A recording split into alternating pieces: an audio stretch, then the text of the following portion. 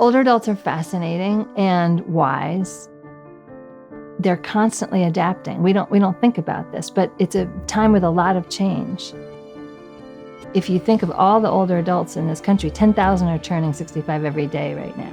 There's so much we can do preventively to help them stay independent and functional.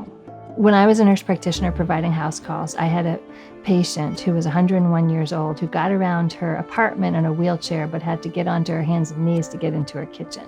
We got her moved to a remodeled grade school building that had beautiful tall windows, lots of sun, and she could get all around in it. Within a few visits, I was able to take her off of 2 of her diabetes medicines and 2 of her blood pressure medicines. She was the same person with the same cells, but what had changed was her environment. And that was a real aha moment for me. If someone can get around, if they're happier, if they're not socially isolated, they're not scared, look at what this does to the biology of people. I started to think about what we could do with that.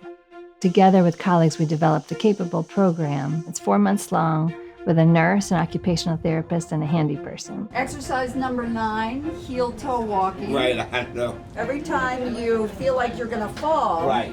you use your core muscles to catch yourself. Right. You're good at that. I can tell you're practicing. Of course. Small things make big differences in older adults' lives, like a sturdy step stool, or like lowering the shelves in their kitchen. Everyone wants to have control over their lives. We all do, and that doesn't change as we grow older. Foundational things for that are being able to bathe, being able to get dressed, being able to stand long enough to be able to prepare food, and yet we, as a medical system, tend to ignore those functional items. I haven't been in this tub since September. I could grab onto this bar here, sit down in this nice chair.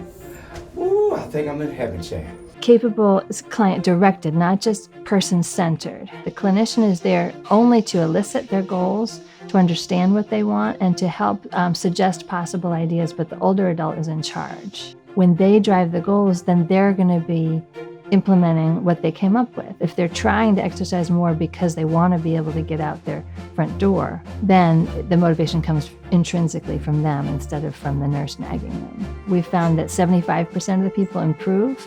Their home starts to improve based on the goals that they had, and then they start to practice what they wanted to practice more, and then their emotion lightens. About halfway through, you can physically see the difference by looking in people's eyes. Capable is now in 28 places in 14 states. The implications are multiple. We could save money from hospitalizations that we could then use for other important needs. We'll have healthier older adults who can do things like go out and volunteer or take care of their grandchildren. We've recently testified in front of the PTAC, which is a committee that advises Medicare about what to cover. So it could be a covered benefit through Medicare for anyone who's eligible.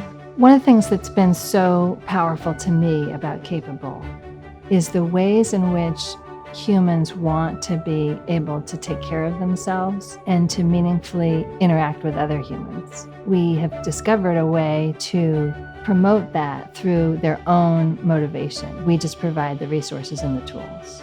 Older adults are a gift, not a burden. They are resilient at any age. They can learn new things. Their cells can get stronger all the way up until the last weeks of life.